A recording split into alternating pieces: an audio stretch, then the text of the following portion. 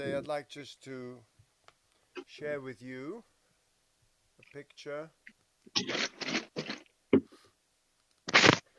This picture is very interesting. It's actually called the Hansen Hospital.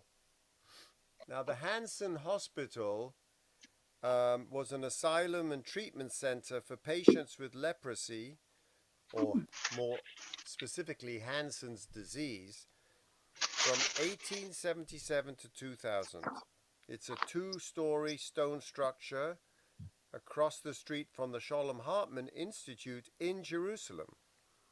It was designed by Konrad Schick, a German architect and a missionary, who also designed Mea Shearim and built several models of the Second Temple. The outside of the Hansen building bears the inscription Jesus Hilfe. Now, Jesus Hilfe in German means Jesus saves, a testament to the Protestant community of Jerusalem, which originally founded the hospital both to heal and to mission to the lepers who had formerly congregated as beggars at the Zion Gate. The leprosy asylum was built to accommodate 60 patients. It was a self-sufficient institution containing its own water systems, vegetable garden, fruit trees, and livestock.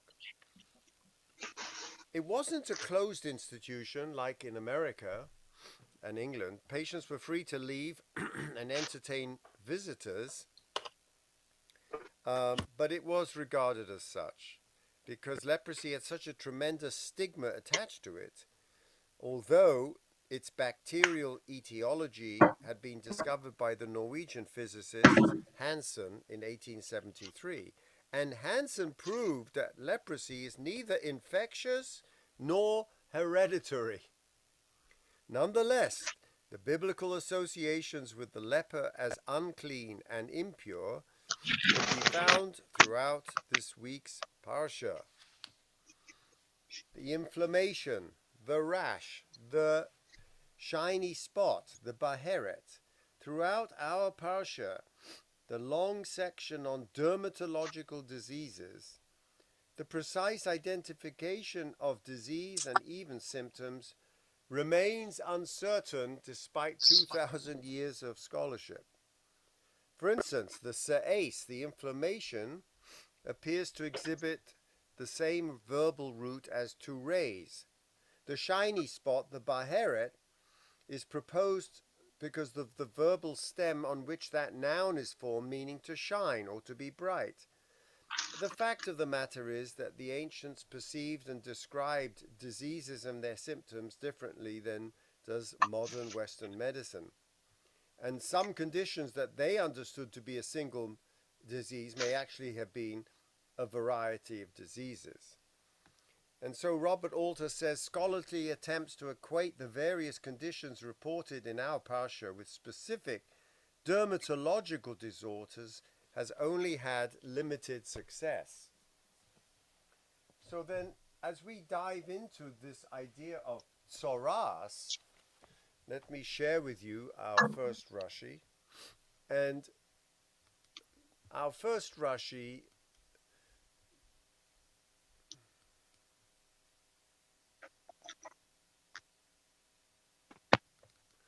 comes in chapter 13. And here we say, if the tzoras, the imporoach tifrach hatzoras, if this malady had spread, erupts, ba'or, on the skin, v'kiseso hatzoras, eis kol or hanega, merosh va'ad raglov, and it will cover over the entire skin. Hanega, what does that mean? The skin of the affliction? Merosh va'ad, from his head to his feet. And Rashi, if you see at the bottom here, Merosh va'ad, from his head, he then adds this very curious word, Merosho shel odom. Do you see how Rashi adds shel odom? Why would he Why would he insist on telling us shel odom? From the head of the person. Because you might have thought that it could have been kol or hanega. The nega may refer to the disease, not the person. Meirosho ad raglo, from the top to the bottom. Meirosho ad raglo means top to bottom, and it doesn't refer to the nega, the affliction, which immediately precedes that in the verse. Otherwise, it would have meant from the top to its bottom of the eruption. Can you see how we have a problem here with the disease and the eruption, and what on earth are we really talking about here? Now, the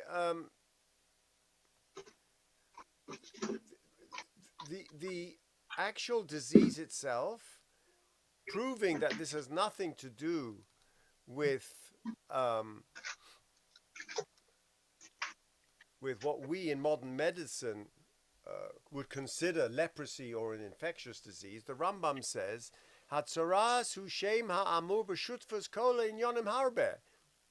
The Hebrew term for leprosy embraces very many meanings. For instance, loven or ha'odom, this whiteness on the skin of a person. Then it's called tzaras. Well, we also learn nefilas ketzat sa'ar rosh or zakan. It can be on the hair. I don't know of any disease outside lice that can change the color of hair. V'shinu eitz habegodim. It can also affect the clothes. Or habatim, or the houses. So the Rambam comes to the conclusion that Pele haya b'Yisrael. It was a wonder. It is nothing that the Rambam understands as a physical disease of his understanding in the 10th century. This is not something he recognizes. And therefore, he says it's a pele, a sign and a wonder, kedei lahaziram b'loshen hora. Loshen hora? What's loshen hora got to do with the disease? Oh, well, for that, we have to now get back into midrashic understandings. And the midrashic understanding of the connection between Tzaras and Loshen Hora comes by the Ramban and Rashi as to once the person is cured of his Tzaras, he has to bring a chatos, and he has to bring 2 birds, very unusual, 2 living clean tziporim. Why does it mean living tziporim? Why do you have to bring 2 birds? So Ramban, quoting the Medrash, says it cannot be an oaf tome. It has to be a clean bird. It has to be a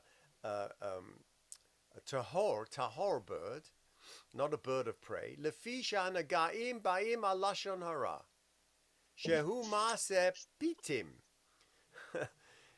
So he says that the proof that there is a relationship between Loshen Hara and the Mitzvah, which is never mentioned in the Bible other than when Miriam says Loshen Hara about Moshe and her hands get tzaras, she puts her hand goes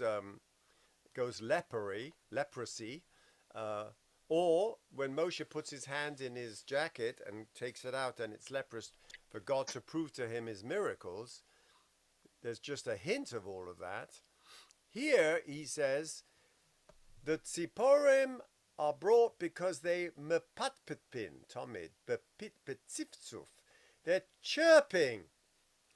The birds keep chirping. They're chattering. When you chatter non-stop, eventually out comes Loshen Hora, Loshen Rashi. And umipnei she'oma tahorus prat la'ov tomei nilmad she'einat sporim min tahor yadua aval hu shem kolel kola ofos. So the cleanness of the bird excludes a bird unfit for food, since the plagues of leprosy came as a punishment for slander, which is done by chattering. And therefore the cleansing has to be brought about by birds which always twitter with a chirping sound. And this, he's quoting Rashi.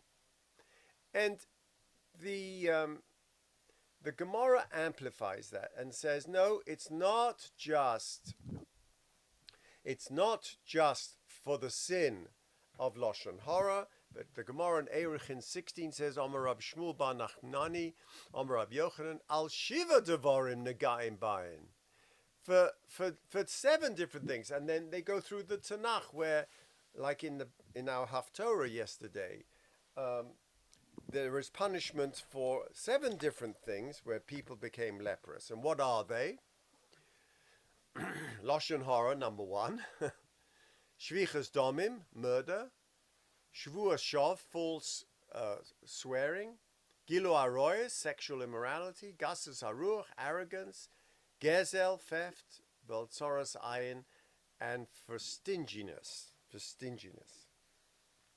So we come round full circle. I started off by telling you that Tzoras, which is equivocated already from earliest times, if I can show you that already in Roman times,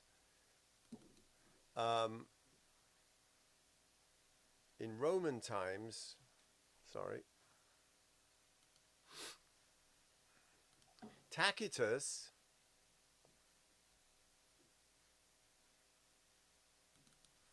writes that the very creation of the Jewish people happened because of leprosy. He writes 2,000 years ago the following account of the history of the Jews.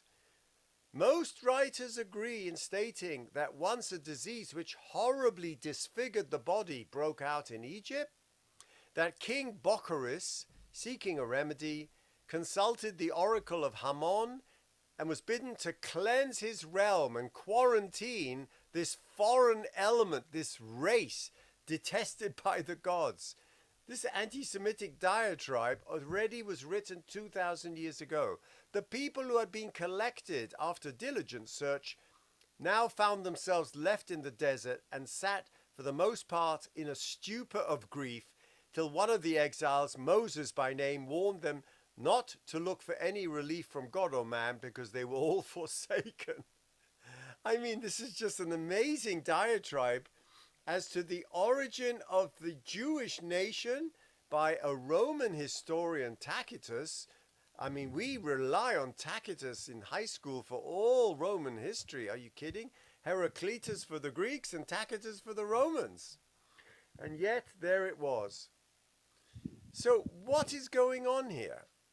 What is going on? And paradoxically, you should know that in a very famous Rashi, the Torah says that the Nosati Nega Tzoras, when you come to the land of Israel, I will inflict the enemy with Tzoras. Besoirahi lahem. This was good news for the Jews. Shehanagaim ba'im aleim. That when we would have to attack the enemy, not only would we be attacked for Lashon Hara, but the enemy would be attacked with Nagaim, with this leprosy, with this Metzora. Lefi, why? And now hear this amazing quote from Vayikra Rabbah by Rashi. Rashi says, Lefi shehit minu emorim matmonios shel Zohov.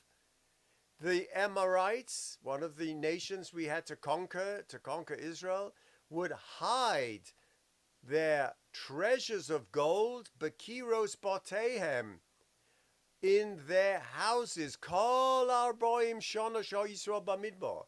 They knew that Israel was coming for them. They knew they would be exiled. So what they did was hide their gold in the walls of their houses. So once we came to the houses of the Amorites, when we came to Israel, and we would see there was a a plaque of tsaras on the wall, we would immediately pull it down, because that's what the halach is. You have to rip out that part of the wall. And what would we find? We would find gold. And that just beautiful midrash tells us that there is a kind of dualistic manifestation of tsaras. Not only is it bad for us because of Lashon Hara and Gilu Aroyas and all these things, but it also somehow turns out to be a gift for us when we conquer Eretz Yisrael. Very nice. I would like to suggest, however, that the mention of leprosy in the Torah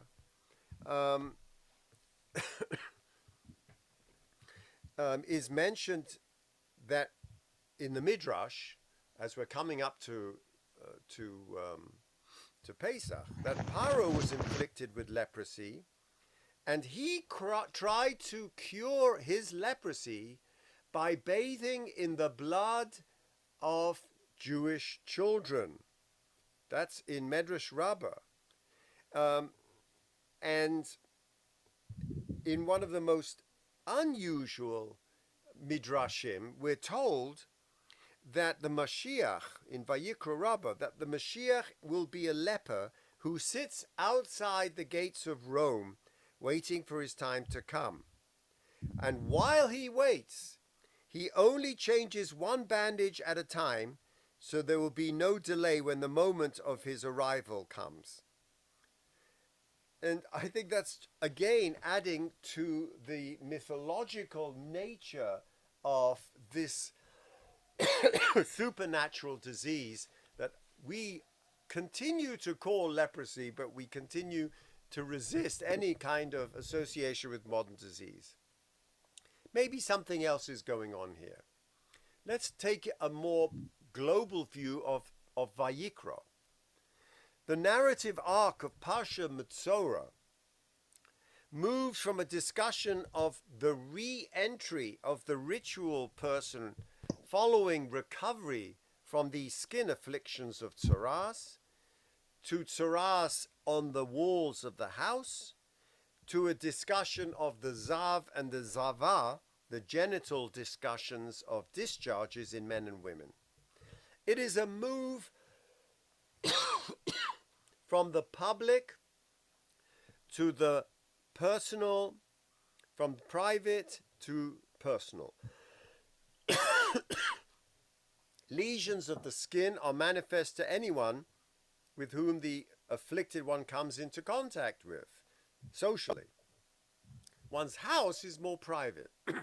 You see something in the inside of your house, you don't have to tell anyone. Share with family and close friends only. And the tsaras in the house can be hidden from general public. Finally, the genital discharge, the most private of things that cause you impurity, are hidden from all but those with whom one is most intimate with, and sometimes known only to the one affected. And yet all require a degree of separation socially and a ritual for re-entry into an intimate relationship or a domiciliary relationship or a social public relationship. There's also a move not only from the public to the private, but from the superficial to the essential. The lesion of tsaras is only skin deep. It's a skin disease, it's a manifestation of a dermatological problem, whether it's in the person or on the house or on the beged. It's external, it's superficial. The rabbis have interpreted that to include a clue to the underlying character of the one afflicted. As we said, he did something wrong. He was mepitput, he was lashon hara, whatever. But that notion is not in the text and not necessary to impute it. Al pi pshuto shel mikra.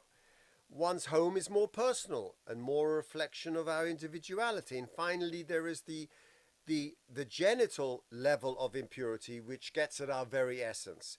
So there's also a movement from the superficial to the essential. And the common thing to all is separation. Separation from the general public. Isolation, quarantine from one's home, one's family, one's intimate partner. Who is in and who is out? Who is clean and who is unclean? Who can you have contact and who can you not have contact? It's all about stigma. And having lived through COVID, we all know what that means. What does that mean to be socially isolated? The difference between isolation and quarantine and levels of re-entry. We are never given a reason for the isolation of any of the individuals mentioned in the Torah. Those who read these texts medically suggest that it was a fear of contagion. But that is never stated, and contagion was never really recognized in biblical times. A person afflicted with tsaras is permitted to cohabit with his wife during his period of separation from the community, which would be counterintuitive if this was a medical disease. Even in our day, there is something about skin lesions, and there is a beautiful analysis of the social history of diseases. That is, a disease, a contagion, not only has a medical valence, but it has a social and cultural valence. And Novick and others have studied that. For instance, Cynthia Ozick writes that in the 1800s, there were two types of diseases that were infectious, and one was TB, and one was venereal disease, syphilis. Both very similar bacteria. In tuberculosis, the tuberculosis person was sent to a sanitarium where he withered away slowly into a skeletal body. And there is poetry about that. It was valorized as something very highly spiritual as he withered away slowly in his tuberculosis. On the other hand, venereal disease was considered something disgusting. It was a genital disease because of fornication. And so you can see the amount of money that was applied for research, in the common language, in the newspapers, in the cultural valence. Two similar diseases that had nothing to do with moral turpitude were given different cultural valences, one positive and one negative. And the same thing, as if you ever saw the film Philadelphia, where Tom Hanks, playing a lawyer with AIDS, is suing his former law firm and takes the witness stand and is asked to remove his shirt, revealing the lesions of Kaposi's sarcoma, which comes from AIDS, and everyone in the courtroom just is shocked, right? Because AIDS has a cultural valence that, because of the number of celebrities who are gay and because of Hollywood, AIDS got a lot of funding. AIDS has a cultural valence that's very high. So we see that the cultural stigma attached to different diseases is not based on reality or medicine or science, has to do with mythology and the imagination. And the anthropologist Mary Douglas has suggested throughout our parsha of Vayikra that notions of purity and pollution, clean and unclean, tameh and tahor, function in two ways in society: as a mechanism to enforce socially desired values and behaviors, and as a way for societies to image the body politic and its boundaries as a reflection within the human body. So Parshas Metzora for me is all about boundaries. Boundaries of personhood and bodily integrity, and the breaking of those boundaries and the disruption and the dislocation of the body politic. The Metzora, once he is judged tahor, must shave his entire body, include the hair of his head and his eyebrows, prior to immersing in the mikveh. He emerges from the Mayim Chaim, from the living waters, like a newborn, without any facial markings recognizable, as though the Metzora had died and was born again, who is then marked with the blood on the right ear, the right thumb, and the right big toe. This is similar to the initiation rites of the priests, and like that ritual, is intended to recognize that the Metzora has endured something that in some way will always set him apart as well. There is a mystical text that said that the Medrash tells us that Rachel was betrothed after 7 years to Jacob. And then she took pity on her husband, Jacob, on the wedding night. And what did she do? She gave over the simanim to Leah. What were these simanim? Well, literally, Jacob predicted that Lavan was going to do a dirty. So she said, so Jacob said to Rachel, I'm going to give you these simanim, and I'm going to test you because it's going to be dark in the tent.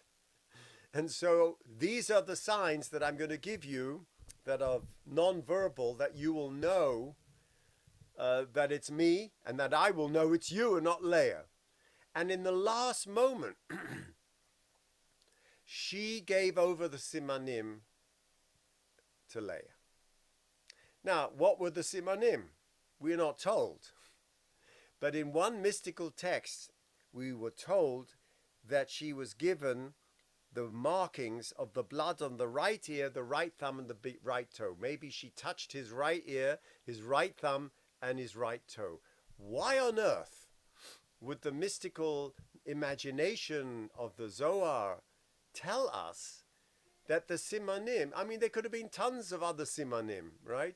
Shlomo Carlebach said, I'll tell you what the simanim are. Kadesh, Urechatz, Karpatz, Yachatz. Every Seder, we are using simanim, which is the order of the Seder table. They're called the simanim. We see them literally on the Seder plate. But I wanted to suggest that the simanim that is given by Rachel in her largesse for her sister, knowing that if she didn't let her sister get married or consummate the marriage with Jacob, she would be left a widow. She would be left a spinster for the rest of her life, and that Gemilas Chasadim for her sister was the same ritual that we initiate the rites of the priests, and that we reinitiate the Metzora as he comes back into the community. It is those same body parts, the ear, the thumb, and the big toe, symbolizing the re-entry. And we know that when the Jewish people were exiled from Eretz Yisrael, Jeremiah came to wake up the Avot in Hebron and said, wake up, your children are going to exile. The promise that God promised you is not being fulfilled. They've been kicked out of Eretz Yisrael into the long, dark night of exile.